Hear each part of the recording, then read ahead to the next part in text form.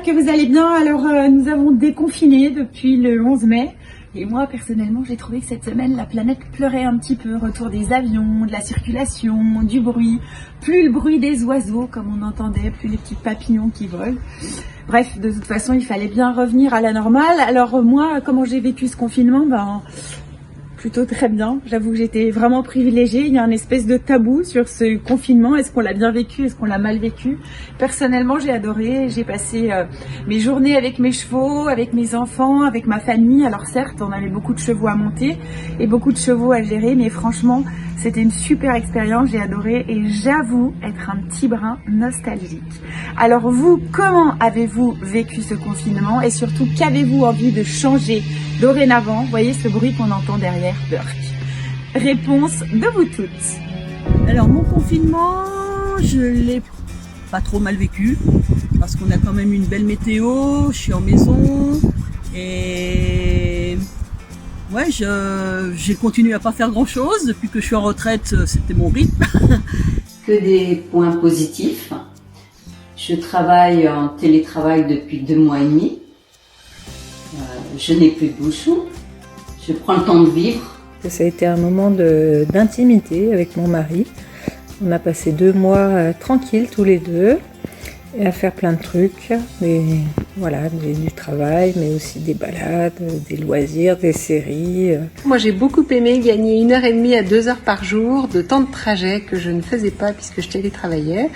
Et ça m'a permis de faire plein de choses et notamment de faire plus de gym et ça c'était super sympa. Ça a été une expérience positive et constructive. Tout d'abord sur le plan familial, on a passé de bons moments et beaux moments ensemble. On a beaucoup ri, des moments de partage, de complicité. Ça m'a permis de me retrouver avec ma famille proche, mon mari et mes enfants, de trouver un beau cadre de vie, de nouvelles règles de vie et un joli cocon familial. T'appelles-tu? Pilipute. Qu'est-ce que tu as aimé dans ce confinement, Pilipute? Ma maîtresse, elle m'a dressée. Elle m'a appris à faire plein de sauts, regardez. Un peu dur. Pourquoi c'est un peu dur? Le travail, penser aux choses. Trop bien. J'ai pu regarder la télévision. Et moi, j'ai beaucoup aimé pouvoir faire beaucoup de pâtisseries et qu'on puisse faire de la gym ensemble et prendre soin de moi. Au début, c'était un peu long, mais après, je me suis habituée parce qu'on a fait plein d'activités avec mes frères. Du coup, on s'ennuyait pas. Tout notre rythme de vie a été bousculé. On s'est réorganisé, on a fait l'école à la maison. On a partagé des bons moments en famille. Et puis, du coup, je vous remets pas à l'école. Je vous garde jusqu'au fin juin parce qu'on va continuer ce bon rythme-là. J'ai bien aimé pouvoir aller courir le matin avec toi et aussi pouvoir gérer ma journée comme j'avais envie et pouvoir l'organiser selon mon envie. C'était un petit peu compliqué au départ parce que j'allais justement reprendre le travail. Et maintenant je m'aperçois que finalement ça s'est très bien passé parce que grâce à toi, oui, mon téléphone avec lequel j'ai beaucoup pianoté, je suis restée en contact avec la famille, avec les amis, on s'est redécouvert, on a partagé des choses nouvelles. Ça m'a permis après 1 année de traitement de ne pas reprendre le boulot tout de suite comme j'aurais dû le reprendre. Ça m'a permis vraiment de me reposer encore quelques semaines et de bien récupérer toutes mes forces sans avoir le stress du trajet. Donc ça c'est top. Moi ça m'a permis de me rendre compte que finalement j'ai été plutôt pas mal préparée à une espèce de période un peu catastrophe qu'on a vécue et qu'on est encore un peu en train de vivre. Et comme si c'est la maladie que j'ai vécue finalement m'avait préparée à tout ça. Et comme un instinct de survie en fait que j'ai acquis depuis 3 ans et je trouve que c'est intéressant dans ces moments parce qu'on apprend beaucoup sur soi.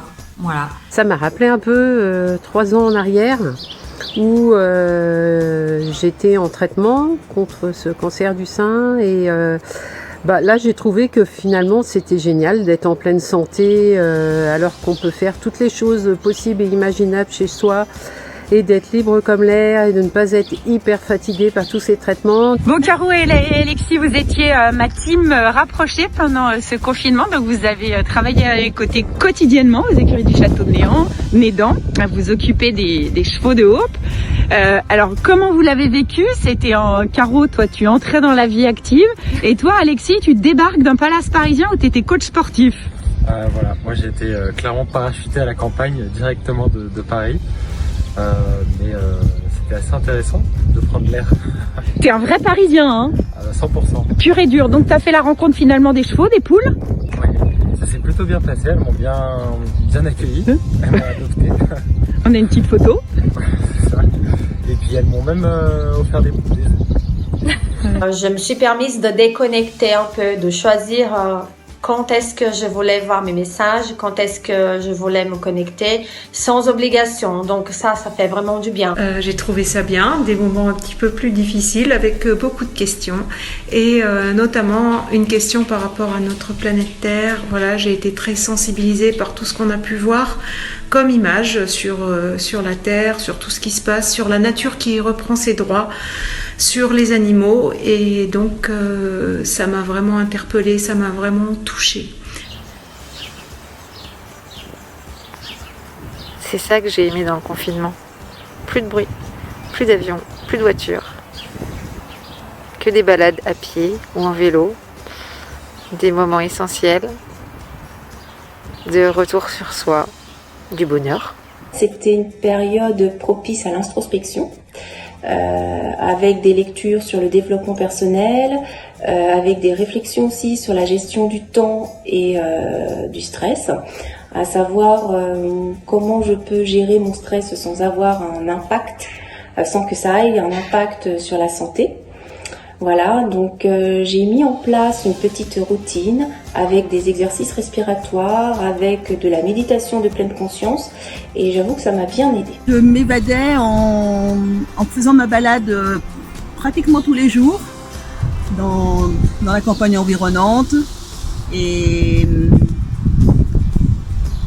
puis ouais, ça m'a permis de voir la nature qui s'éveillait avec ces 2 mois de printemps.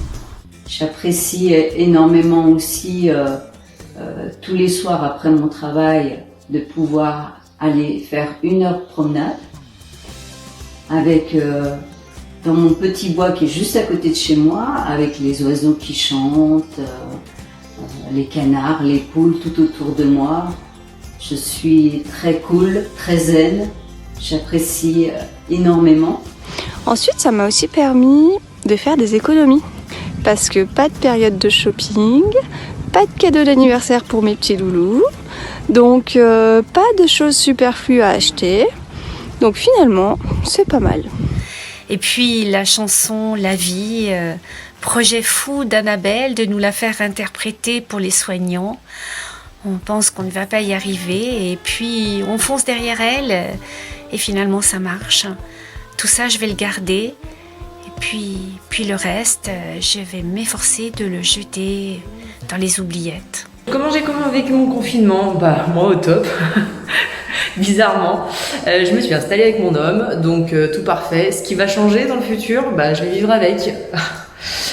Sinon, que faire plus changer? Encore plus de bouffe avec la famille, les amis, tout le monde. Ce que je vais changer après le confinement, déjà la coiffure, consommer moins, aller au boulot en vélo plus souvent, et puis ramener moins de travail, dans l'idéal plus du tout, le soir et le week-end. Je sais pas, je vais peut-être changer de lunettes.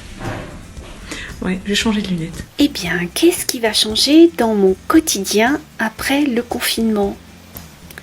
C'est ça.